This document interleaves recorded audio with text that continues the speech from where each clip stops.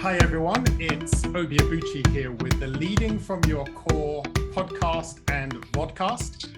This show is dedicated to helping leaders all around the world discover leadership, wisdom, stories, and insights that will enable you to tap into the power of leading from the inside out. And I'm delighted to welcome on the show Rolake Akinkugbe-Filani, all the way from Lagos, Nigeria. She is an award-winning infrastructure and energy executive with more than 15 years experience of successfully helping to finance and scale businesses across Africa. She's currently the Chief Commercial Officer of the leading infrastructure developer Mixta Africa. She serves on various boards, is a highly sought after industry expert, is a regular feature on news channels such as BBC, CNN, CNBC. And not only has she had an incredible professional career, she's also a career mentor to many young professionals through her multiple streams of impact mentoring platform, and is also the founder of I Articulate, an executive coaching platform for public speaking and effective communication, delivering both impactful corporate and individual coaching. Rolake, there's so much more I could say, but welcome to the show.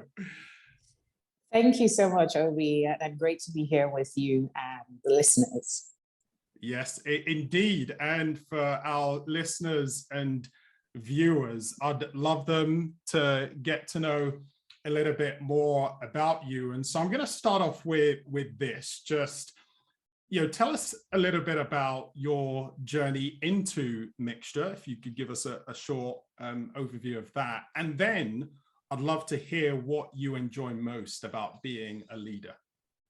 Okay, great. I think we could do a whole podcast episode on my journey to Mixta, but I'll give you the really brief version. I think, when people sort of ask me what I do and how I got here, I think I have what I would call a multidisciplinary background, in the sense that I've worked in so many different contexts. I studied politics and international relations in university. So I was very much getting to, saving the world and changing the world. And I really wanted to work in international affairs and international development. And, frankly, that was what I really started doing. I had a couple of internships in Europe and in the UK, went and interned in Senegal, in Dakar, worked across Africa, doing sort of conflict and humanitarian work and advocacy work on policy and all those sorts of topics.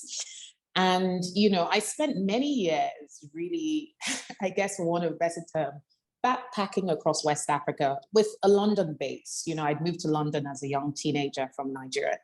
But I think after a while, my parents were pretty much like, you need to get a proper job. And because a lot of these internships, funny enough, they were mostly supported by stipend, right? You didn't get a full, time paying salary. And the reward, for those who employed you was the experience you gained. And there was a lot of competition, actually. So at a very young stage in life, I think, I learned how to sort of graft, through challenges and sort of try and stand out and differentiate myself in the marketplace. So that was interesting. And I think in 2005, I sort of got my first full-time private sector role, working as an analyst, sort of bringing to bear all my experience working across Africa for private sector organizations who wanted to go into the continent. So I worked as a risk consultant and analyst, focused mostly on political risk. And I think that was the beginning of my awareness around energy and natural resources. And the fact that I'd grown up in Nigeria where, access to electricity was such a challenge, even for a middle-class family. I remember some nights where I would still need to read by candlelight, either because the backup generator had broken down, or there wasn't enough diesel, or there was diesel scarcity. And this is me having to do that. And I wasn't from a poor family, right? So you can just imagine the scale of challenges we face with infrastructure and energy. So I think I knew from a very young age that I wanted to work in sectors that were strategic to national development. And I think till this day, my career pursuits, whatever industry, have been driven by how can I contribute to a broader and a bigger purpose.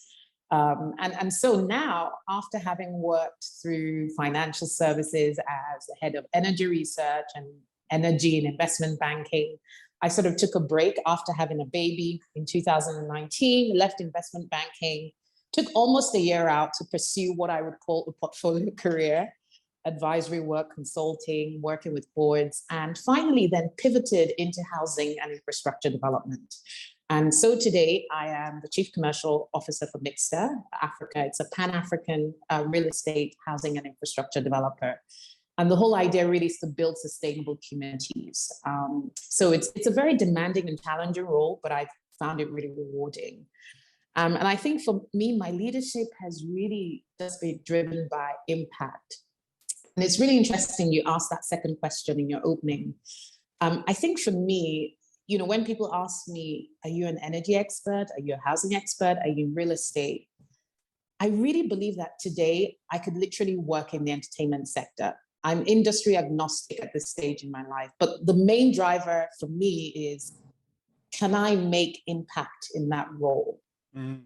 So it's not really for me at this stage about, specializing again in something, some new area. It's really about bringing together, the diverse range of experiences I've had and ensuring that I solve a problem and I find a way to mobilize people and motivate them to work towards a purpose that's bigger than all ourselves. And so that's a big driver of leadership for me. And of course, that comes with all sorts of challenges, which I'm sure we'll delve into later in the podcast. Absolutely. But thank you for sharing that story. And I loved your reference early on, obviously with your first degree, wanting to save the world. And a lot of us have that incredible idealism. But as I hear your story, it sounds like that hasn't changed. You've just targeted it, because you think of some of the basic things, whether that's housing, whether that's energy, whether that's infrastructure. In a way, that is saving the world. Saving the world. It is. It's just, but it's doing it in a really purposeful and strategic way. So I love the fact that there's that underlying passion and purpose. And when you were talking about reading with candles, I had some memories of the lanterns that we would use, or those moments in boarding school.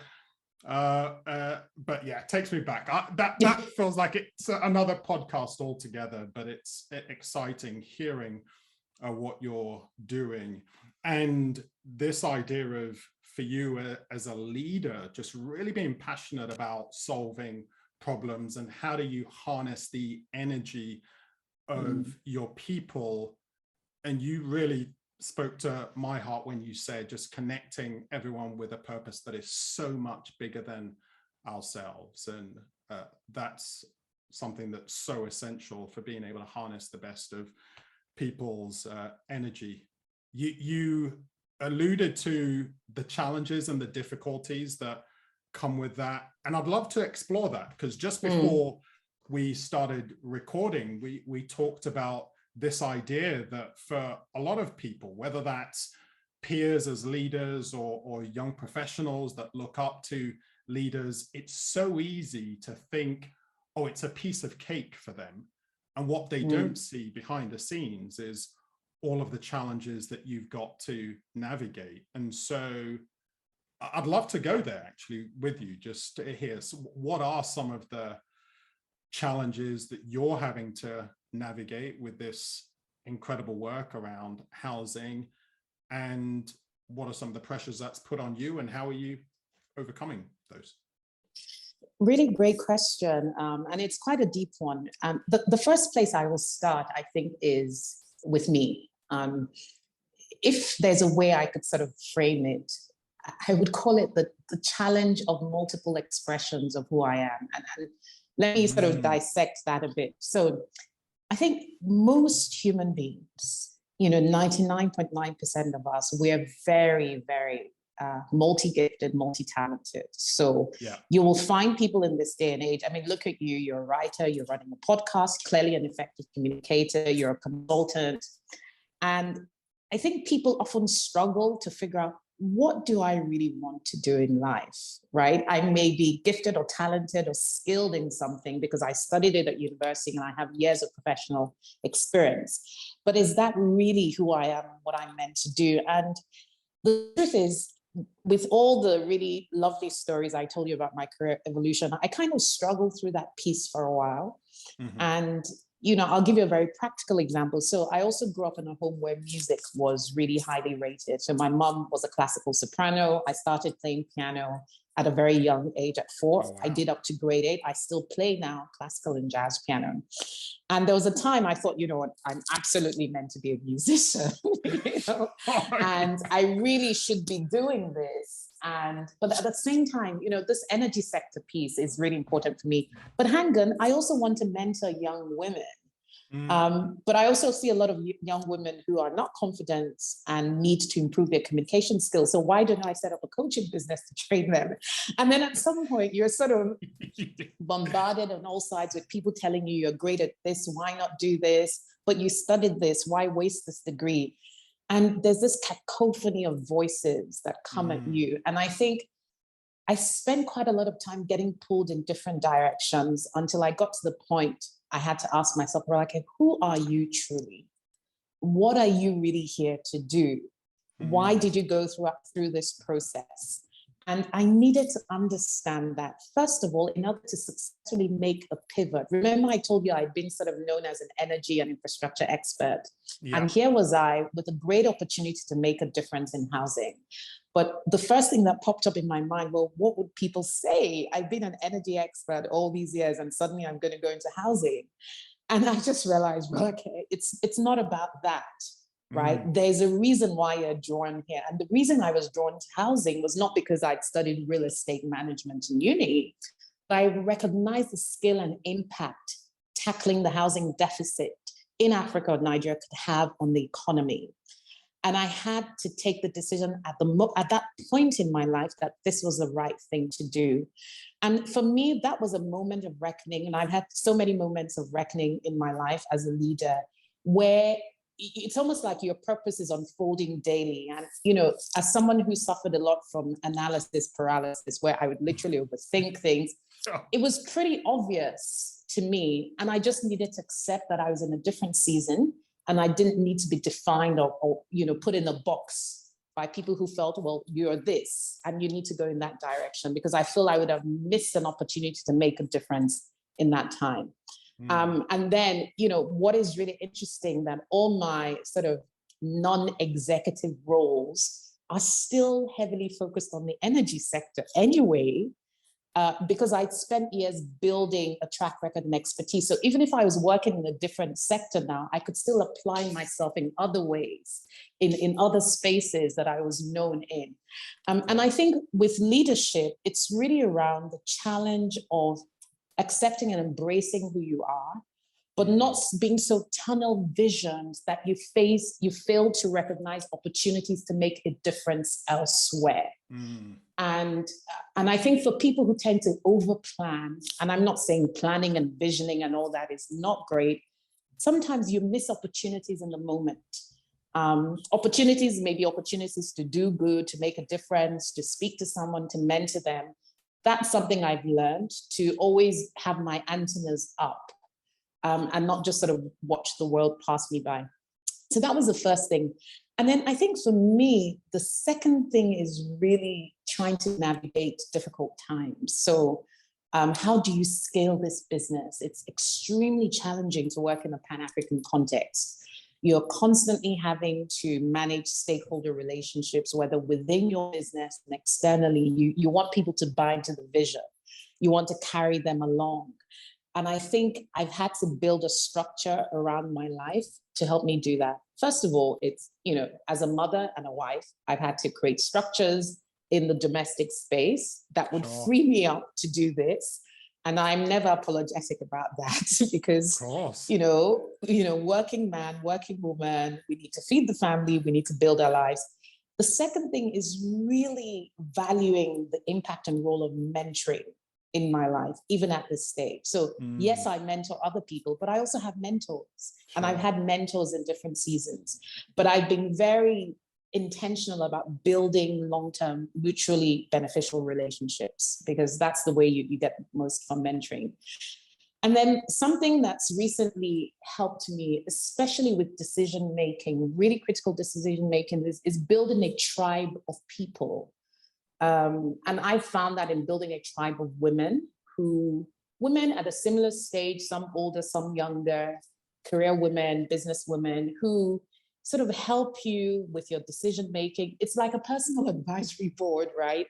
You know, we can't sort of go it alone. And, you know, we've actually had situations where there'd be a scenario at work, maybe I'm facing a problem with an employee, and myself and my tribe of women, we actually get on a Zoom call and we seek advice from each other. And honestly, those have been absolutely instrumental in helping me navigate difficult times. But I think the final thing I would say on this point is, which sort of segues quite nicely into this emotional intelligence, is increasingly realize that the only way I can be an effective leader is if I really care about my people, if I truly understand their needs, and if I'm aware about their responses to situations. And I think in this role, because I have to mobilize resources and teams across various departments, people buy into the vision if they buy into you.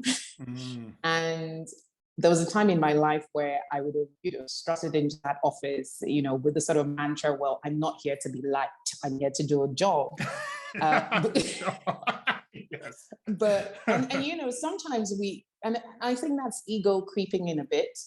And I think I've had to humble myself a bit and realize, you know what, there's no point in succeeding and leaving corpses along the way. Yes, I'm performance driven, but I have to remember that people matter. So what are their needs? What are the challenges they're facing in life? How can I help them achieve their goals? Because that's the only way they can help us as a company and executive team achieve the broader corporate vision. So that's been very helpful in navigating challenging times. If people feel that you truly care about them and care about the needs, they will literally go all out for you. Wow. There is so much to unpack, and I want to come back to that last point, because my team and I, we put out our latest newsletter, and one of the things that we talk about is leading with character. And I shared about the example of one of our clients who's got a team in Ukraine. Obviously, we've got the Russia-Ukraine war going on there, really challenging climate. Could have easily given into fear and said, hey, let's just let go of that, move on, but instead decided to walk the talk, live out their values, and say, I'm going to support the team, even some of their extended family members. But so I just love that emphasis on caring about people. And I want to come back to it because it sounded like there was a switch for you, but just you pulled out some incredible elements I just want to draw out for our listeners and viewers. And that first one, that focus on your personal purpose, and not being afraid to take time out to say, actually, who am I and what am I about? Because if I can understand my deeper why, that allows me to pivot and I can move into different arenas. And one of the things I heard you say again and again is, how can I have an impact, right? How can I make a difference? So making a difference isn't just about the energy infrastructure, although you clearly still are with your non-exec board roles, but clearly there's this opportunity that still taps into your deeper why, and the housing market allows you to do that. So I thought that was powerful. And then just that second element of navigating difficult times, I hope people take notes about finding your tribe, not just this massive group, but 3-4 people that you can just connect with. I've got a group that we sort of call ourselves the 5 a.m. club. Mondays Monday, 5 a.m. for the last 4 or 5 years now. We get together and just chat, support one another, challenge one another, bounce ideas off one another. And there are so many things that I know I wouldn't have been able to do without the support of those people in your corner, just championing Absolutely. you and supporting you. So I thought that was powerful, and I love the reference to the mentors. And then this final bit that you talked about, just caring for your people. And I'm sure so many people will giggle, will smirk, will laugh when you said, hey, you come into an organization, I don't care about whether I'm liked or not. I've got a job to do. And yet that job to do is to be done with people and through people. So tell us a bit about, was there a time that you had a switch? What was that light bulb moment for you where you realized, okay, I've got to deliver, but I'm delivering through people and I've really got to care? So. And that's a really interesting point. I think for me, the light bulb moment came quite quickly, because in as much as, I'd got the job, I came into the housing and real estate space, the reality was I was a novice in the industry. Sure. But I was a known leader. So I got to the level of my career. Yes, I could be in executive management. So it was really about my leadership qualities and my ability to motivate people. But the reality is, in some sense, from an industry perspective, I was sort of going back to basics.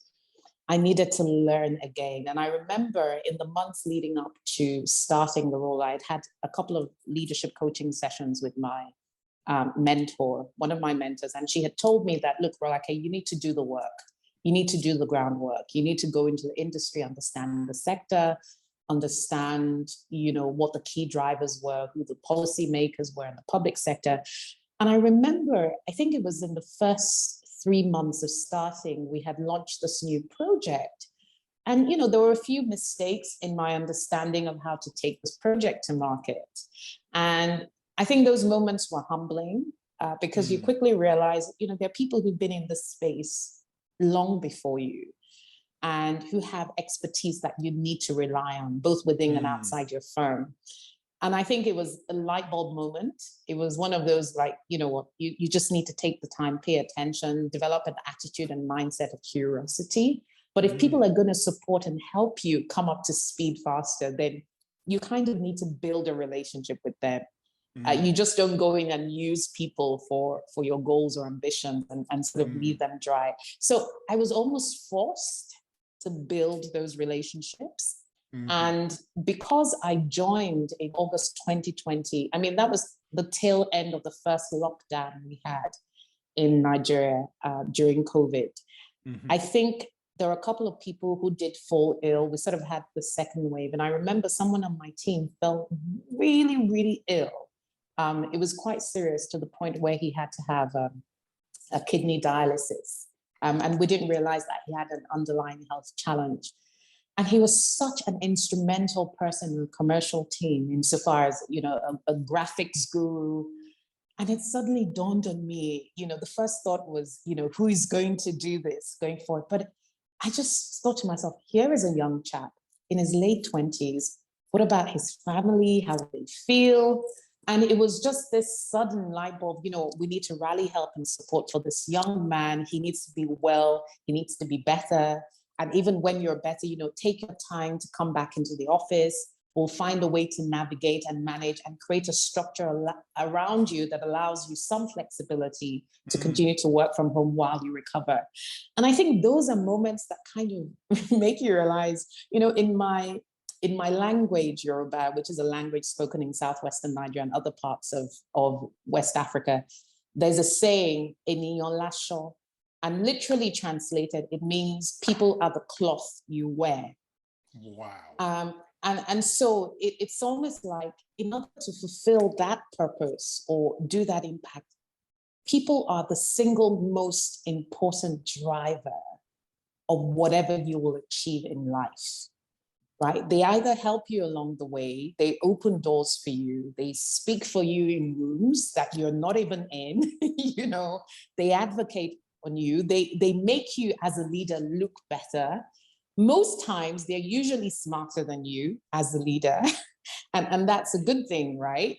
And so for me, this has been the biggest learning curve for me in terms of leadership, because it's a new industry, a new role, in a new environment that's Pan-African. I mean, it was the best learning curve that I could have had at this point in my life. And I think all I keep thinking about is people, and I've become known internally as a bit of a, what do you call it? I wouldn't say radical insofar as, and I can tell you so many stories about how I try and advocate for people, and sometimes I take it far to the extreme, but that's because I feel like I'm trying to catch up of years on years and years of just performance-driven work.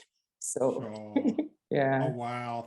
Thanks for sharing that. I've got to, my wife is Yoruba, so I think she'll be impressed if I could take this word back to her. So could you just say that again? What was it? This is eniyan. Eniyan. Eniyan. ENIYN, lasho, L''ASO. Lasho, eniyan, lasho. Yes. Eniyan, lasho. People are the cloth you wear. Yes. Listeners and viewers, there you go. That's your Yoruba word of the day. The day. But not just a Yoruba word, but this incredible phrase for you to take with you as a leader. People are the cloth you wear. Yes. I'm sure so many, and you probably heard this as well, that famous saying, people don't care how much you know until they know how much you care. And as a leader, the number of times that I hear, especially senior execs, talk about wanting to win the hearts and minds of our people, and how do we do that? And their surveys and all sorts of action plans. And yet, just to take this on, recognize that people are the cloth you wear. Absolutely. Your lasho. I'll have to practice that one. It's okay. That's really, really powerful. Really powerful. Thank you for sharing that. And something you mentioned earlier on that really speaks to this is how our ego as leaders can get in the way. And having worked with so many leaders around the world, I see two camps. You've got leaders who are ego driven, and it's very much about them and, hey, my empire, what can I achieve? And then leaders who are service driven, who are really about how do we serve people, how do we serve the stakeholders, and with what you're describing there, it's very much that second camp, which unleashes more of your own energy and the energy of your people. So even though you're no longer specifically in the energy industry, it sounds like you become an advocate for the energy of people. I like that. That's a good one. So that is incredible. I'd love to just come back to some of the personal elements for you, because you talked about the challenges and navigating difficult times, and there's mentors and your tribe. And one thing that I've, over the years, just my own experiences, coaching, training, I discovered this truth that when life squeezes you and the pressure is on, what you're like on the inside will come out. And I'd just like to hear from your own experience, what are some of the habits that you've had to develop or integrate into your life to be resilient in those difficult moments? Well, I think that the first habit, and this is something that my husband now is so big on, we always talk about the mindset. We always have all these philosophical conversations about, as soon as there's a problem that pops up and I go into usual panic mode, sure. he always finds a way to bring me back to the core. And one of the things he always says is, Rolake, just look at the problem from a different perspective. It's actually an opportunity to do something. So he's always going straight into solution mode, wow. Which for me can be sometimes a bit unnerving because I just sort of want to drag things out and talk them through. But I think that the biggest habit I have developed, and I think I will be frank, that's by virtue of meeting him when we started our relationship, is just this ability to focus on the positive. And it's a way of kind of reorienting your mind. It's, you shift, not that you ignore the challenge or what is obviously before you, but it's a way of seeing this. Yes, there's a crack in the glass, but it could be an opportunity to repair the entire glass and make it look more beautiful, right? And so the first work has to start up here. And so I've kind of developed this habit of anytime there's an issue, I go back to, okay, how can I look at this differently? Is this an opportunity? Is there something that I meant to learn out of this? The second one is, I think writing things down has really helped me. And I learned this much longer before I met him. And I think I can be open with your viewers. So I've been through a first marriage where I was divorced and got married really young in the UK, divorced within 4.5 years. And it was a very devastating time in my life where I felt the rug had literally been pulled from under me. And I remember one of the things that really helped me get through that season was writing how I felt about a situation. I can be quite emotive. I wear my heart on my sleeve. I'm very impulsive and spontaneous. And that's something I've had to manage. And actually writing my thoughts and feelings down, or even practically writing the steps I need to take to achieve something has become actually instrumental. And then I would say third, realizing that I, as an individual, I don't have all the answers and solutions.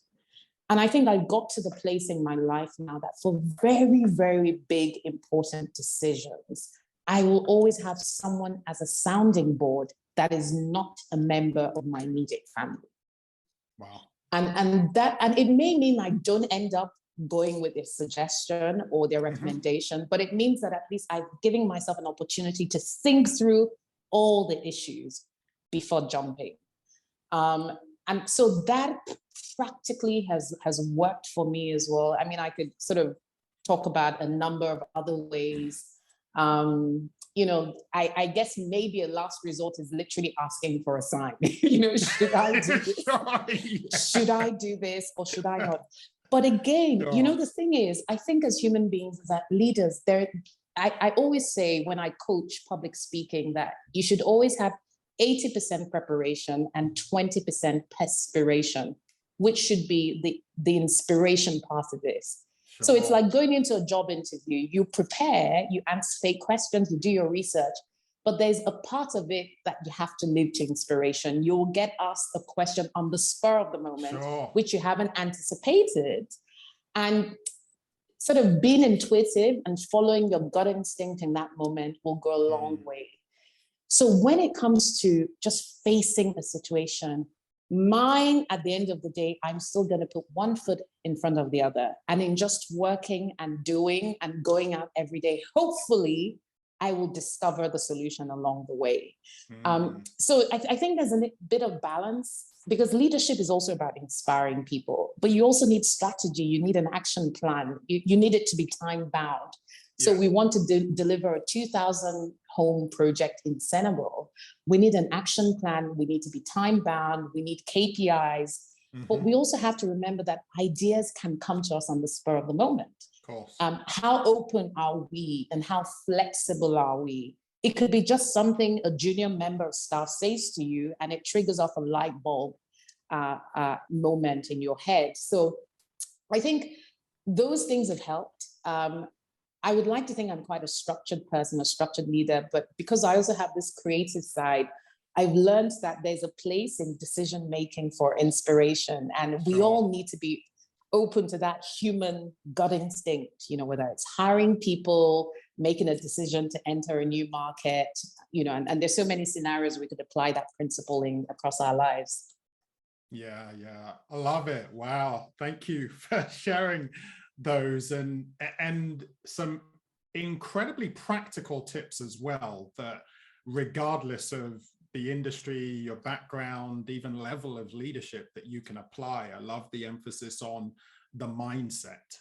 I talk a lot about leading from the inside out and really being in tune with an optimistic way of thinking, rather than seeing challenges just as that's it, it's Armageddon, the world's about to end. It's what are the opportunities in those, and writing things down is amazing, because I know what it's like. If I start overanalyzing and catastrophizing, and it's all in my head, then it really gets messy and clogged up. But as soon as I'm able to put it down on paper, I find that I'm calmer and able to think a little bit more objectively. And then again, that focus on not having all the answers and allowing for that inspiration. We talk about the ideas that we have in the shower, right? I mean, no one plans, no one goes in and says, that's it, idea time. No, you're just relaxing, and then all of a sudden, whoa, hey, this is an incredible idea. So that's amazing. Our time is up. I feel like we could have gone for ages, but I'm going to wrap up with this question for you, and then we close. If you could, you've clearly had incredible experiences, you've learned a lot along the way, you have matured as a leader, as a person. If you could chat with your younger self, just as you were beginning your leadership journey, what one piece of advice would you give to the younger Rolake? Am I restricted to just one? You can, go for because it. I feel like I have a ton of advice. I think the first one, it's going to sound very cliche. It's just seizing opportunities that come. And I'm thinking of things that were presented to me at the time that I felt maybe I'm too young, that I'm not ready for this, and I didn't seize it. And it's going to actually surprise you that it actually has to do with the area of investing and saving for the future from a very early young age. Wow. This, again, is like a whole nother podcast topic. It's a bit of a diversion maybe from our core topic, but I think as a young person, in my early teens, I had a real opportunity to start to build sustainable wealth from a young age. And it's something that I have a greater sense of awareness about now. And I'm keen on instilling in my children. But that for me was key, that you're never too young to start in terms of saving and investing. Very, very critical. And I think we need a lot more financial literacy in this day and age for our young people. But the second one, I think, would really be open to change, openness to change, and realizing that your purpose and your skills are completely, they don't have to be the same thing. You know, you said your purpose is your why. So your skills are those things that really just prepare you for your purpose. And I had a series of opportunities to do so many other things, but I was quite focused on the energy piece, on international affairs. But I didn't realize that those were really just a means to an end.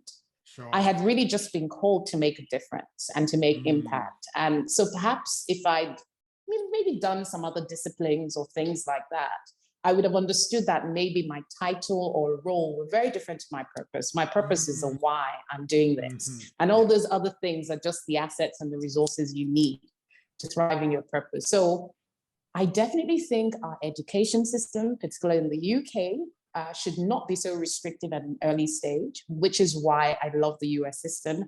And I think young people should try their hands at a lot of different things. And if there's a way, parents, teachers, and those in education to help young people just broaden their horizons, experiment with different expressions of who they are at an earlier stage, I think it really stands them in good stead for life. So those would be some of the things I would say. And then finally, just to breathe. The young Rolake was very panicky, anxious about life. And somehow it almost works out well in the end. Oh, wow. Love it. breathe. Yes.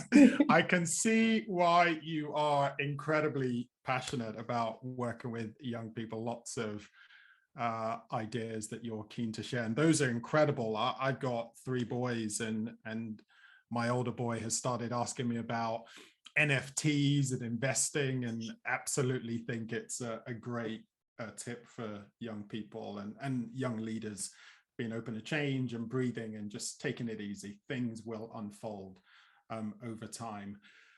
Rolake, it has been wonderful speaking to you. I feel that there's going to be a part 2, so it won't just be BBC and CNBC and CNN that will have you back. The Leading from Your Core podcast will have you back as well. But thank you so much for coming. To all our listeners and viewers, I hope you enjoyed the show. We're taking notes, lots of incredible insights to help you in your leadership. And remember that if you want to be a courageous and resilient leader, if you want to live life on purpose and with purpose, then it starts from the inside out. Have a great day and see you on the next show. And thank you, Rolake, once again for joining us today. Thank you, Obi. It's been a pleasure.